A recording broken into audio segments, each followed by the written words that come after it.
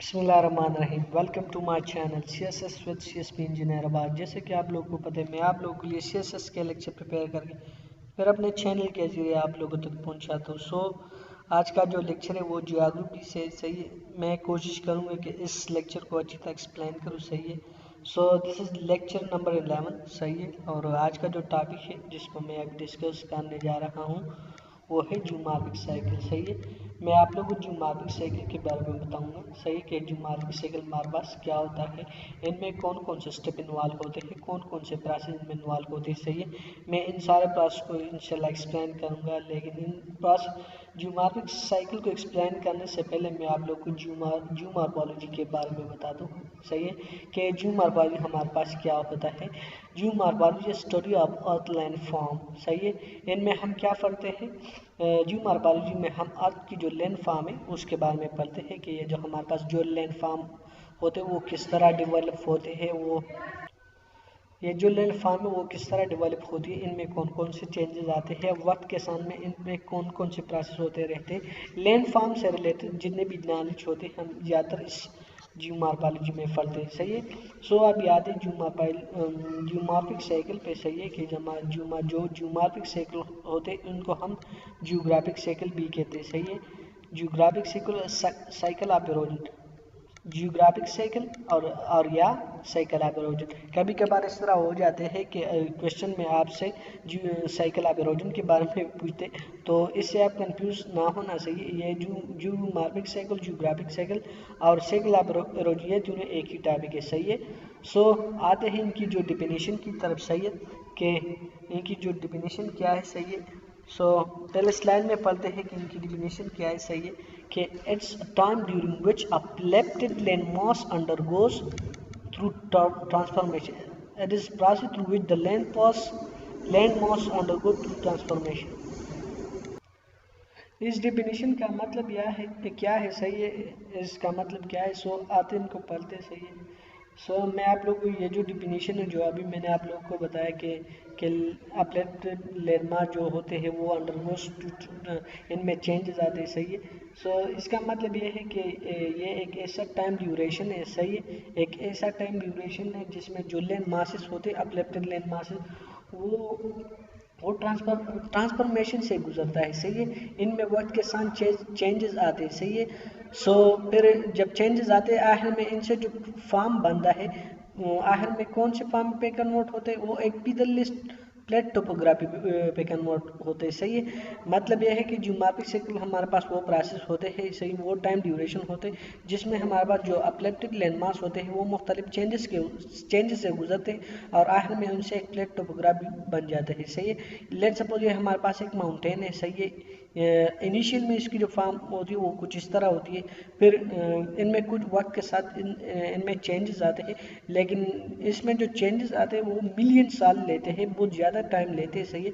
तो वक्त में इनके साथ चेंजेस आते हैं और ये जो चेंजेस वो एरोजन से भी आ सकते हैं। इनकी जो स्ट्रक्चर होती है वो डिक्रीज होने लगते हैं, सही है। इनकी जो पार्टिकल है इनको एरोड होती है, तो वक्त के साथ क्या होता है, इनकी जो हाइट है वो डाउन होने लगता है, सही है।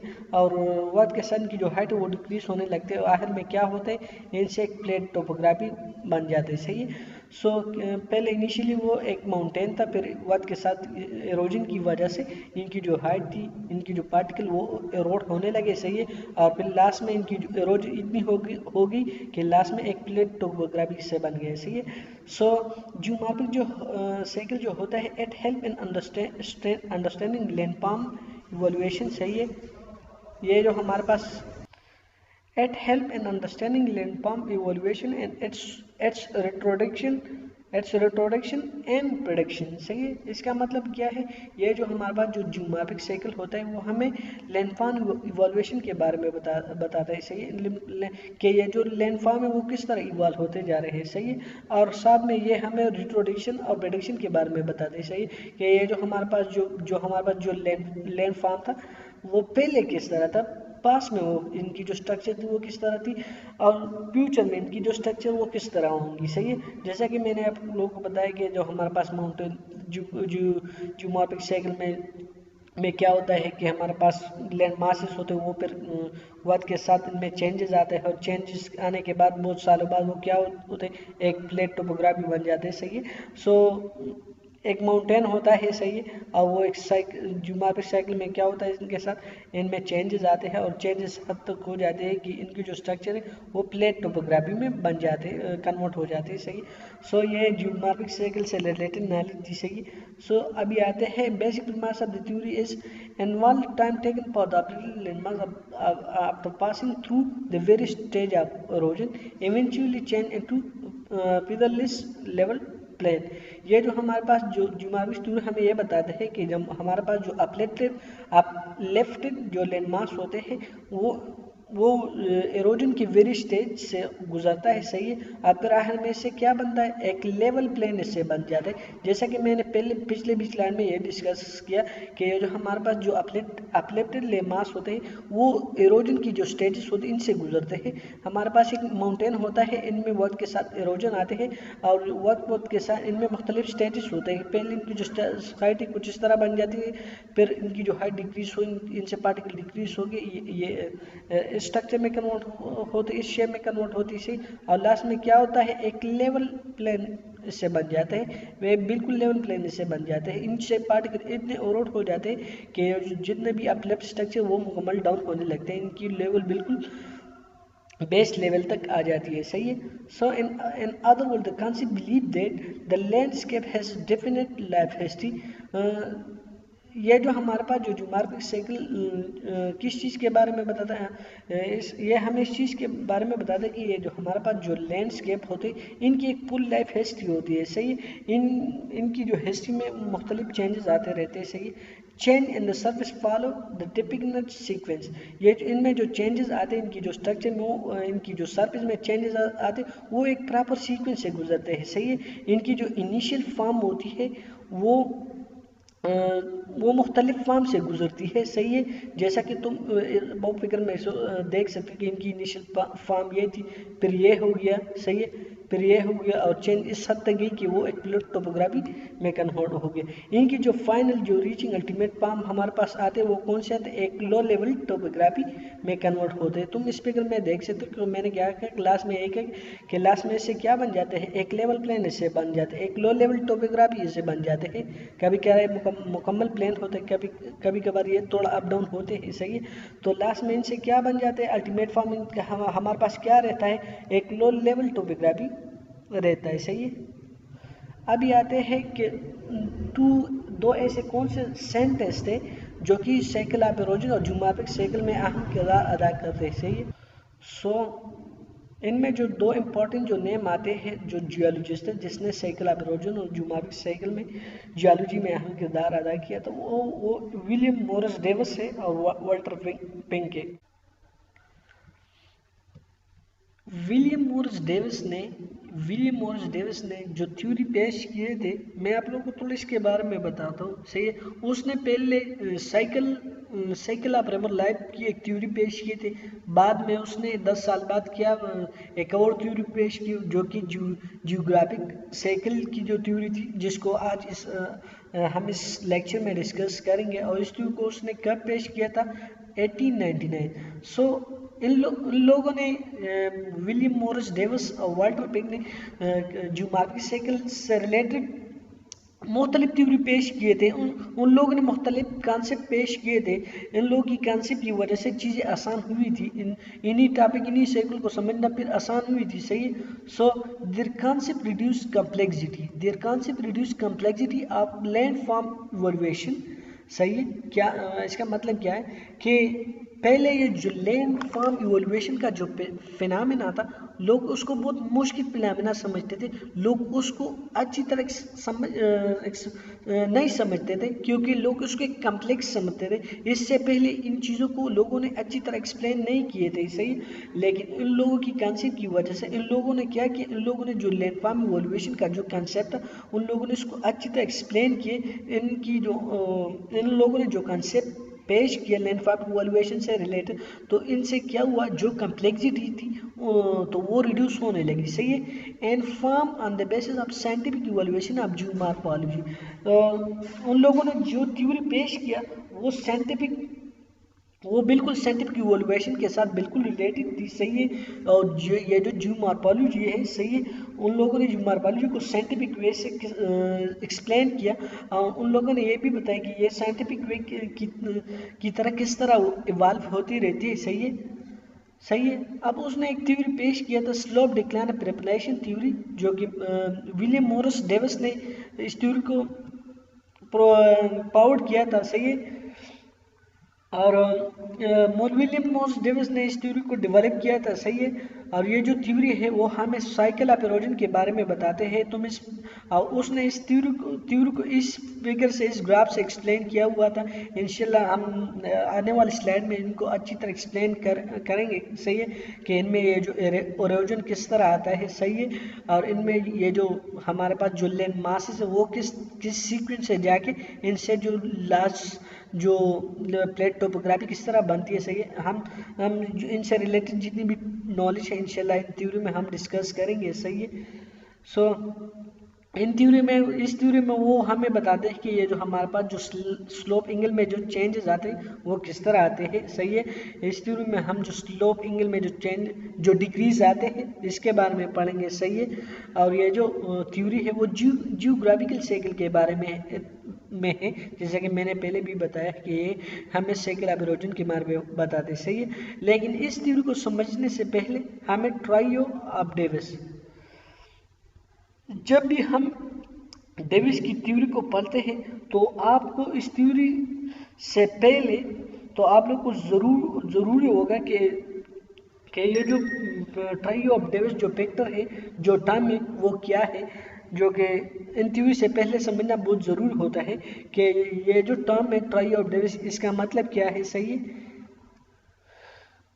ये 3 ऐसे फैक्टर हैं, ट्रायो ऑफ डेविस हमारे पास 3 ऐसे फैक्टर हैं जो कि लैंडफॉर्म डेवलपमेंट को, लैंडफॉर्म इवोल्यूशन में अहम किरदार अदा करते हैं। ये 3 फैक्टर कौन से हैं? ये है, इनमें जो पहला जो आता है वो स्ट्रक्चर है, दूसरा हमारे पास प्रोसेस और तीसरा हमारे पास टाइम होता है, टाइम है, सही है।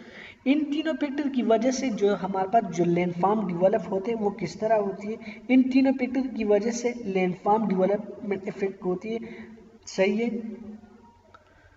और इन तीनों फैक्टर पे जो लैंडफॉर्म डेवलपमेंट होती है वो ज़्यादातर इस तीनों फैक्टर पे डिपेंडेंट है, सही है। पहले मैं आप लोग को स्ट्रक्चर के बारे में बताता हूँ, सही है, कि स्ट्रक्चर में क्या कहते हैं, lithological structure characteristic of landform. जिस तरह आप लोगों को पता है कि ये जो हमारे पास जो माउंटेन होते हैं वो इनमें वक्त के साथ चेंजेस आता है, लैंडफॉर्म डेवलपमेंट किस तरह होती है। ये जो हमारे पास जो लैंडफॉर्म होते हैं वो रॉक से बनी होती है, मुख्तलिफ landform, it consist of rock. फिर हम इस रॉक की जो स्ट्रक्चर है वो किस तरह होती है, इनमें पोरासिटी कितना है, सही है, पोरासिटी इसमें कितना है, सही है। इनकी जो स्ट्रक्चर फॉल्ट जोन किस तरह है, किस तरह बना है स्ट्रक्चर से, सही है। इनमें जो पार्टिकल वो क्लोजली पैक्ड है या नहीं, ये स्ट्रेंथ कितना है, सही है। इन स्ट्रक्चर की वजह से अगर इनकी स्ट्रक्चर हार्ड हो, कॉम्पैक्ट हो, तो इनमें चेंजेस बहुत टाइम लेगा, सही है। क्योंकि जब इनकी जो स्ट्रक्चर होती है वो वेल कनेक्टेड है, सही है, हार्ड है, तो इनमें बहुत मुश्किल से इनमें चेंजेस आते रहते हैं, सही है। अब फिर आते हैं प्रोसेस में हम क्या पढ़ते हैं, the agent use for denotation both weathering and erosion. कौन सा एजेंट यूज होता है ड्यूरिंग ड्यूरिंग चेंजेस, कि ये जो हमारे पास जो स्ट्रक्चर होता है, जो हमारे पास जो लैंड मास होते हैं, कौन से प्रोसेस से इसमें चेंजेस आ रहे हैं, आया वो वेदरिंग है, एरोजन है, सही है, सही है। एरोजन से इसमें जो इनकी जो लेवल है वो डाउन होती है, या वेदरिंग की वजह से डाउन होती है, सही है। क्या वो किस तरह इनकी जो लेवल है वो डाउन होती है, सही है। सो प्रोसेस में हम कौन सी चीज़ पढ़ते हैं, हम एजेंट के बारे में पढ़ते हैं। एजेंट के बारे में हम जानते हैं कि कौन से एजेंट यहाँ पे यूज़ होते हैं, सही है। इनकी जो सरफेस होती है, इनकी जो हाइट होती है, इनको डाउन करने में, सही है, इनको डिक्रीज करने में, सही है। और time actually with the time landform changes, कि ये जो लैंडफॉर्म की जो हाइट है या जो स्ट्रक्चर वो चेंज होता है, वो कितने टाइम लेता है, वो क्या वो ज़्यादा टाइम लेगा, क्या वो कम टाइम लेगा, सही है। मुख्तलिफ हम इसके बारे में पढ़ते हैं, सही है। बिस्मिल्लाह।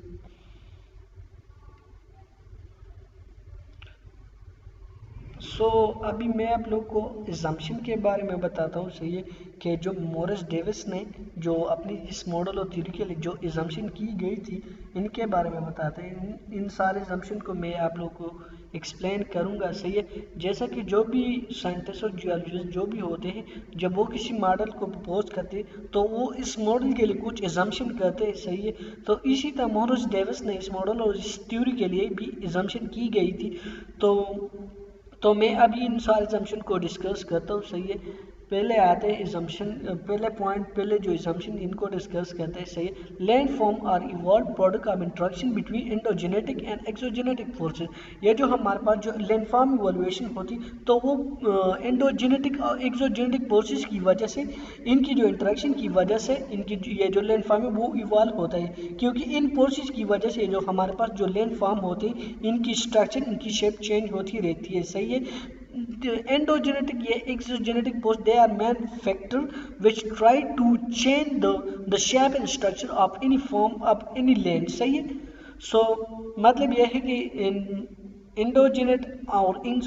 एंडोजेनेटिक और एक्सोजेनेटिक फोर्सेस की वजह से ये जो लैंड फॉर्म होते हैं वो चेंज होते रहते हैं, सही है, वो इवॉल्व होते हैं, सही है। The evolution of land form take place in orderly manner.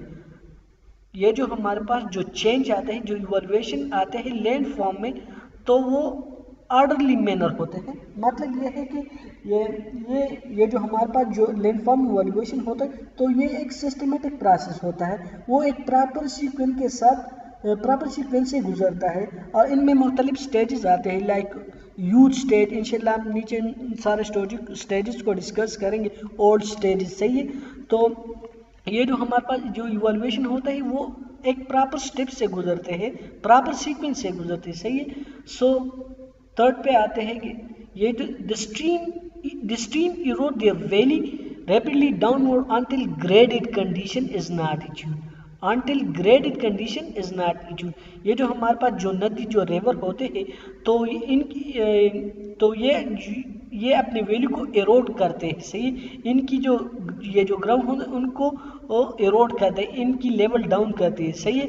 तो वो इनकी ये इरोजन कब तक स्टार्ट होगा, ये स्ट्रीम और जो रिवर होते हैं वो वैल्यू को इस वक्त तक इरोड करेगा जब तक ग्रेडेड कंडीशन ना आया हो। ग्रेडेड कंडीशन हमारे पास बेस लेवल होता है। बेस लेवल वो लेवल होता है जिस तक ये जो स्ट्रीम होती है, जो रिवर होती है, वो अपनी ग्राउंड को इरोड कर सकते हैं। ये मैक्सिमम लेवल होता है, इस लेवल तक इरोजन पॉसिबल होता है। इसके बाद जो ग्राउंड होती है, जो वैल्यू होती है, वो इरोड नहीं, इनमें इरोजन नहीं होता, सही है। बेस लेवल और सी लेवल हमारे पास एक है, सही है। देयर इज 4 नंबर पे आते हैं, इनको डिस्कस करते हैं, सही। There is short period of rapid rate of upliftment in the land mass. मतलब यह है कि जो हमारे पास जो अपलेटमेंट होती है लैंड मास में, ये बहुत तेज़ी के साथ होती है। इनका जो पीरियड है वो शॉर्ट होता है। मैं आपको फिगर से एक्सप्लेन करता हूँ। ये यहाँ पे क्या होता है, ये जो ग्राफ हमें क्या शो करता है कि इसमें क्या होता है, ये जो हमारे पास लैंड मास उनमें अपलेटमेंट, इनमें इनकी जो हाइट है वो लेफ्ट होती रहती है, इनकी हाइट इंक्रीज होती है, सही है। ये तो इस एग्जाम्पशन में क्या बताता है, हमारे पास ये जो अपलेटमेंट होती है वो बहुत तेज़ी के साथ होती है, सही है।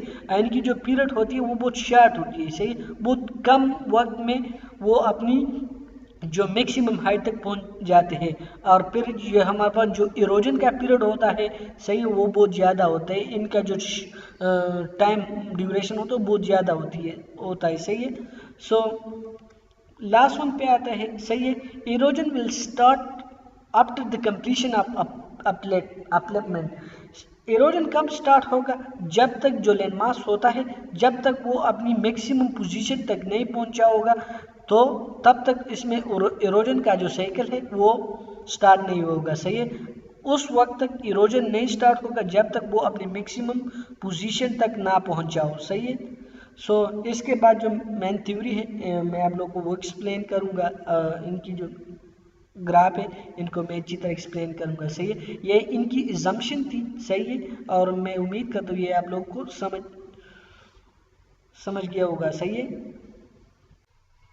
अभी मैं आप लोगों को जो मॉरिस डेविस का जो थ्योरी है वो एक्सप्लेन करता हूँ, सही है, और मैं इसकी थ्योरी को इस ग्राफ से एक्सप्लेन करूँगा, सही है। इस ग्राफ में जो भी चीज़ें मैं पहले आप लोगों को इसके बारे में बताऊँगा, इनको एक्सप्लेन करना चाहूँगा, सही है। इस ग्राफ में उसने क्या किया था, एक्स वाई पे वाई एक्सिस पे उसने एटीट्यूड लिया था और एक्स एक्सिस पे उसने टाइम लिया था, सही है। ये जो ग्राफ है हमें किस चीज़ के बारे में बताता है, ये ग्राफ हमें इस चीज़ के बारे में बताता है कि ये जो हमारे पास जो लैंड फॉर्म होते हैं, ये हमारे पास लैंड फॉर्म है, फिर इसमें ये जो वो टाइम के साथ चेंजेस जो आता है वो हमें ये शो करता है, सही है। इसमें जो भी चीज़ें हैं अभी मैं आप लोगों को वो एक्सप्लेन करना चाहता हूँ, सही है। अभी मैं आप लोगों को अपर कर्व के बारे में बताता हूँ, सही। ये जो टॉप वाले जो कर्व है, सही है, जो हमारे पास ये क्या है, ये माउंटेन में क्या होता है, ये चेंज टाइम के साथ आता है, सही है। फिर वक्त के साथ ये जो हमारे पास जो माउंटेन होते हैं वो डिफरेंट फॉर्म इख्तियार करता है, तो यहाँ पे उसने वो शो किया हुआ है, सही है। ये जो वक्त के साथ जो हमारे पास जो लैंड मास होते हैं वो डिफरेंट होते हैं, सही है, क्योंकि इसमें चेंजेस आते हैं, सही है। तो ये जो अपर करो हमारे पास क्या होता है, अपर जो करो हमारे पास वो होता है, ये हमारे पास जो लैंड मास होते हैं, जो इसमें जो चेंजेस आते हैं इनके जो पीक पॉइंट है उससे पास होते हैं, तुम इस फिगर में देख सकते हो। अपर करो हमारे पास वो होता है जो कि माउंटेन पीक से पास होते हैं, ये हमारे पास लैंड मासेस से, सही है, ये इनकी टॉप जो सरफेस है, जो टॉप पॉइंट है वहाँ से पास हुआ है, सही। लोअर करो हमारे पास क्या होता है, सही है। अभी मैं आपको लोअर करो के बारे में बताता हूँ, सही है। ये हमारे पास क्या है, ये हमारे पास वैली, ये वैल्यू है, ये वैली है, ये वैली है, सही है, ये भी वैली है, सही है। लोअर जो करो है वो हमारे पास वो होता है जो हमारे पास वैली के जो फ्लोर है, जो वैली के जो लोवेस्ट पॉइंट है यहाँ वहाँ से पास होता है, सही। ये हमारे पास वैली के ये लोवेस्ट पॉइंट है, ये हमारे पास वैली की यहाँ की वैल्यू के ये लोवेस्ट पॉइंट है, यहाँ की वैल्यू के ये लोवेस्ट पॉइंट है, यहाँ की वैल्यू के ये लोवेस्ट पॉइंट है, यहाँ की वैल्यू जो वैली है ये लोवेस्ट पॉइंट है। तो जो ये जो लोअर कर्व है वो हमारे पास कहाँ से पास होता है, वो हमारे पास वैली के जो लोवेस्ट पॉइंट है वहाँ से पास होता है, सही है, वैली के फ्लोर से पास होता है, सही है। जो हमारे पास जो लोअर कर्व होता है, सही है। एब्सोल्यूट हाइट हमारे पास क्या होता है, एब्सोल्यूट हाइट हमारे पास ये होता है इस लाइन से लेके इस लाइन से जो अपर कर्व तक जो हाइट है, ये जो हाइट है वो ये हमारे पास एब्सोल्यूट हाइट है। एब्सोल्यूट हाइट हमारे पास इस लाइन से लेके जो हमारे पास जो अपर कर्व है इस तक जो हमारे पास जो हाइट वो हमारे पास एब्सोल्यूट हाइट है। रिलेटिव हाइट हमारे पास क्या है, लोअर कर्व से लेके अपर कर्व तक जो हाइट है ये हमारे पास रिलेटिव हाइट है। Difference between upper curve and lower curve ये हमारे पास क्या है, ये हमारे पास रिलेटिव हाइट है, सही है। अभी मैं आप लोगों के बेस लेवल के बारे में बताता हूँ। बेस लेवल हमारे पास कौन सा होता है, ये जो लाइन है ये हमारे पास बेस लेवल है, तुम इसको देख सकते हो, सही है। ये हमारे पास बेस लेवल है। बेस लेवल हमारे पास वो लेवल है जिस हद तक ये जो हमारे पास जो रिवर होते हैं, जो स्ट्रीम होती है वो एरोजन कर सकता हो, ये हमारे पास maximum point of erosion show करता है, सही है। इसके नीचे इस पॉइंट के नीचे एरोजन पॉसिबल नहीं होता, सही है। ये बेस लेवल और सी लेवल हमारे पास तकरीबन एक होते हैं, सही है। इनसे नीचे ये जो रिवर और वैली रिवर और स्ट्रीम एरोजन नहीं काज करता, सही है। मैक्सिमम एरोजन बेस लेवल तक वो काज कर सकता है, सही है। फिर ये हमारे पास स्टार्ट में क्या होता है, जो हमारे पास लैंड मास होते हैं इसमें अपलेटमेंट होती है, इनकी जो हाइट है वो इंक्रीज होती है, सही है। तुम इस पॉइंट सी तक देख सकते हो, ये पॉइंट सी यहाँ से लेके पॉइंट सी तक हमारे पास क्या होता है, अपलेटमेंट होती है। जो हमारे पास जो लैंड मास होते हैं इनकी हाइट इंक्रीज होती है। अपलेटमेंट पीरियड कहाँ पे कंप्लीट होता है, पॉइंट सी पे जो अपलेटमेंट पीरियड है वो हमारे पास कंप्लीट होता है, सही है। फिर इसके बाद क्या होता है, फिर इसके बाद एरोजन स्टार्ट होता है, सही है। ये जो हमारे पास ये जो पीरियड है यहाँ से लेके यहाँ तक ये हमारे पास अपलिफ्टमेंट पीरियड है, अपलिफ्टमेंट जो पीरियड है वो हमारे पास बहुत शॉर्ट होता है, सही है। और इसके बाद पॉइंट सी के बाद क्या होता है, एरोजन स्टार्ट होता है, सही। फिर एरोजन में 3 स्टेजेस है, एक हमारे पास यूथ स्टेजेस है, एक हमारे पास मैच्योरिटी स्टेज है और तीसरा हमारे पास ओल्ड स्टेजेस है, सही है। और ये जब यहाँ तक जो हमारे पास जो अपलिफ्टमेंट होती, जो ये जो लैंड मास होती, इनकी जो हाइट है वो पीक तक पहुंच जाते हैं। फिर इसके बाद क्या होता है, एरोजन स्टार्ट होता है, इनकी जो हाइट है वो डिक्रीज होने लगती है। तुम इस फिगर में देख सकते हो इनकी हाइट है वो क्या होता है, वो डिक्रीज होने लगती है, सही है। इनमें फिर ये 3 स्टेजेस है, यूथ स्टेजेस है, मेच्योरिटी स्टेज है, ओल्ड स्टेज है। इनको मैं अभी 1 बाय 1 इनको एक्सप्लेन करूंगा, सही है।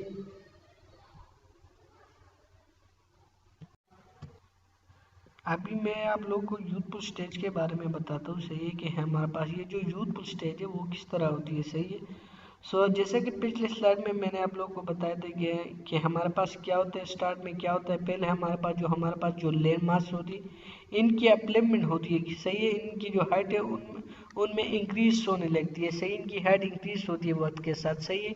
ये हमारे पास यहाँ से लेके यहाँ तक जो पीरियड है वो हमारे पास अपलिफ्टमेंट पीरियड है, सही है। इसमें अपलिफ्टमेंट पीरियड में जैसे कि पिछले स्लाइड में मैंने आप लोगों को बताया इसकी जो हाइट है वो उनकी होती है, सही। सी तक हमारे पास क्या होती है, अपलिफ्टमेंट होती है। फिर इसके बाद क्या स्टार्ट होता है, इरोजन स्टार्ट होता है, सही है। Erosion start after completion of upliftment of land masses, सही। इरोजन तब स्टार्ट होता है जब अपलिफ्टमेंट हमारे पास कंप्लीट होते हैं, तो इसके बाद इरोजन स्टार्ट होता है। फिर इरोजन में कितने स्टेजेस होते हैं, सही है।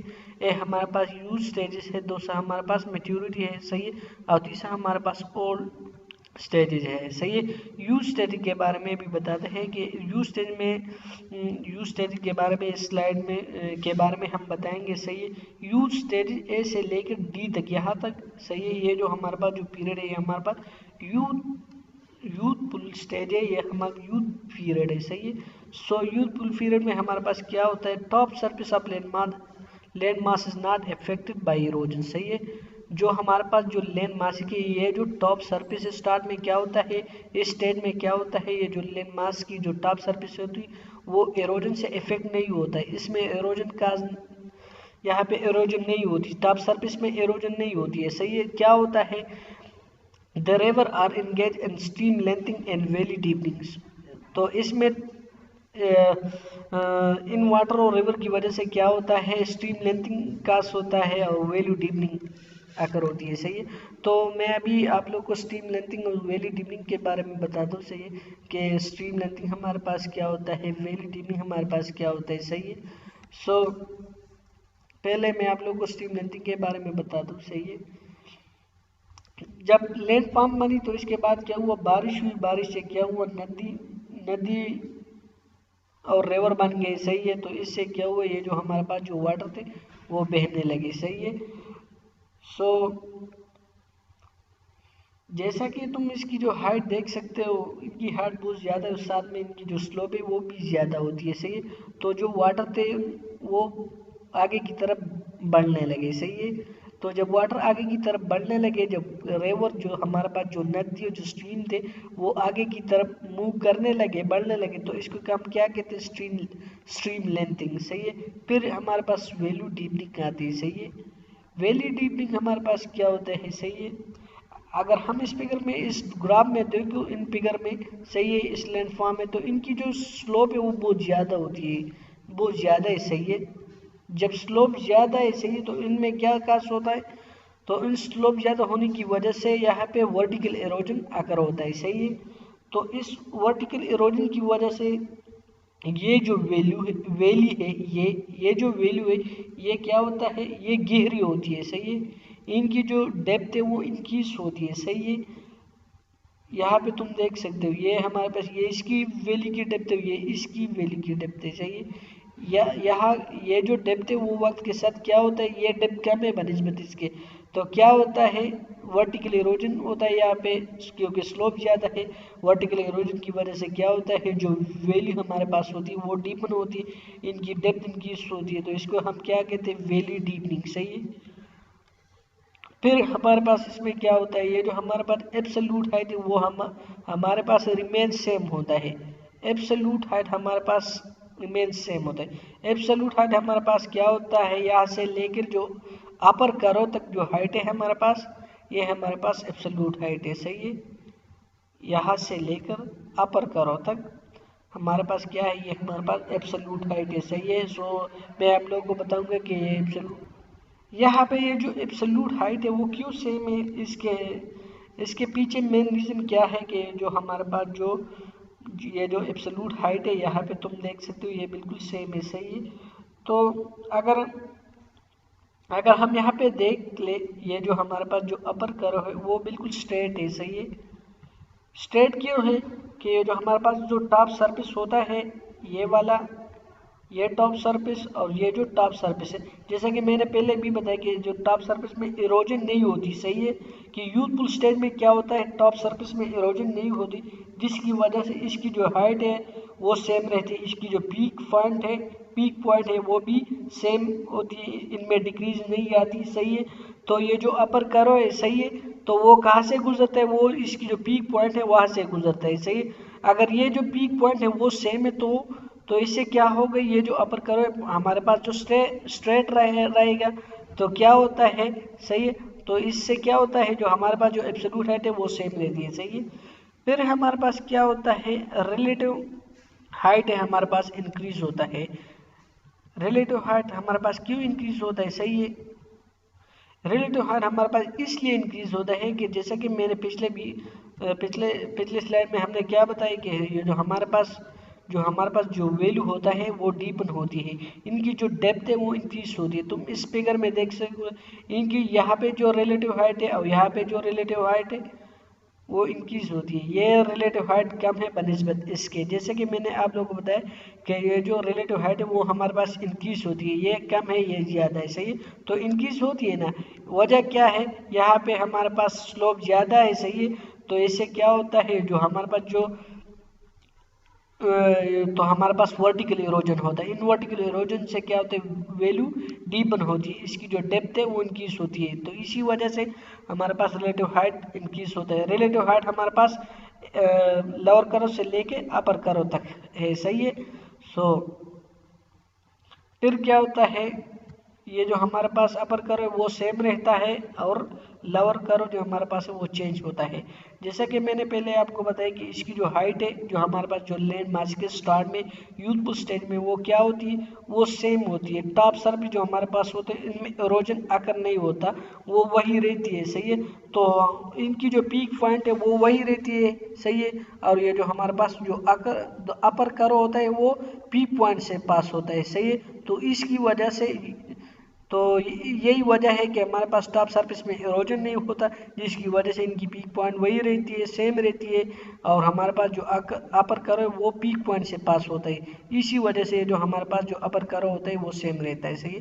फिर हमारे पास जो लोअर कर्व वो क्यों चेंज होती है, जैसा कि मैंने आप लोग को पिछली स्लाइड में बताया, सही है, कि इसमें क्या होता है, यूथफुल स्टेज में क्या होता है, इसमें वैल्यू जो होती है वो डीपन होती है, क्योंकि वर्टिकल एरोजन काज होता है, सही है। तो इसकी वजह से वर्टिकल एरोजन की वजह से जो रिलेटिव हाइट है वो इंक्रीज होता है, तो इसी वजह से हमारे पास जो लोअर कर्व है वो इंक्रीज होने लगता है, सही है। और फिर ये जो है तुम इस फिगर में देख सकते हैं एक वी की तरह शेप बनाते हैं, सही। फिर इसमें जो कि नॉन लैंडफॉर्म बन जाते हैं, इनको हम नीचे स्लाइड में डिस्कस करेंगे, सही है। So main river attain graded condition, यहाँ पे यूथ स्टेज में क्या होगा, जो मेन रिवर हमारे पास होगा वो ग्रेडेड कंडीशन तक इरोजन काज करेगा, सही है। मेन रिवर के साथ जो ट्रिब्यूटरी होगी वो ग्रेडेड कंडीशन तक इरोजन काज नहीं कर सकेगा, सही है। सो इसके बाद मैं आप लोगों को मेच्योर स्टेज के बारे में बताऊंगा, सही है। सो मेच्योर स्टेज की तरफ आते हैं, इनको डिस्कस करते हैं, सही कि इनमें क्या होता है, सही। So lateral erosion begin in mature stage. Mature stage में क्या होता है कि जो हमारे पास लेटरल इरोजन होता है वो शुरू होता है। लेटरल इरोजन क्यों शुरू होता है कि यहाँ पे जो हमारे पास जो स्लोप होता है, तुम इस फिगर में देख सकते हो, वो कम होता है। स्लोप कम होने की वजह से क्या होता है, जो हमारे पास जो लेटरल इरोजन है वो काज होता है, सही है। Mark reduction and channel gradient flow velocity and transportation capacity. So अगर हम देखा जाए यहाँ पे कि हमारे पास जो स्लोप है वो कम होता जा रहा है, सही। तो साथ में क्या होता है, जो हमारे पास जो पानी का जो बहाव होता है, चैनल ग्रेडियंट वो कम होता जा रहा है, सही है। तो इसकी जो वेलोसिटी वो कम होती रहती है, सही है। तो इसकी वेलोसिटी कम होने की वजह से क्या होता है, इनकी जो ट्रांसपोर्टेशन कैपेसिटी वो कम होती है, क्योंकि इनमें इतना पावर नहीं होता कि वो अपने साथ बहुत से सेडिमेंट लेके जाए, सही है। यूथफुल स्टेज में क्या होता है, यूथ स्टेज में यही होता है कि स्लोप ज़्यादा होता है, जिससे पानी का बहाव ज़्यादा होता है। तो इनकी स्ट्रेंथ होती है कि वो अपने साथ बहुत ज़्यादा सेडिमेंट लेके जाए। यहाँ पे जो ट्रांसपोर्टेशन कैपेसिटी यहाँ पे ज़्यादा होती है बनिस्बत मैच्योर स्टेज का। मैच्योर स्टेज में अगर देखा जाए यहाँ पे स्लोप कम है, जिसकी वजह से पानी का बहाव कम है। पानी का बहाव कम होने की वजह से वो अपने साथ बहुत से सेडिमेंट ट्रांसपोर्ट नहीं लेके जा सके, सही है। सो इसके बाद most beauty is graded to the base level of erosion. ये यूथफुल स्टेज में हमारे पास क्या होता है, मेन जो रिवर होता है वो बेस लेवल तक इरोजन काज करता है, लेकिन यहाँ पे जो हमारे पास जो ट्रिब्यूटरी होती है मेन रिवर के साथ, वो भी बेस लेवल तक इरोजन काज कर सकता है, सही है। सो vertical erosion and valley deepening is reduce.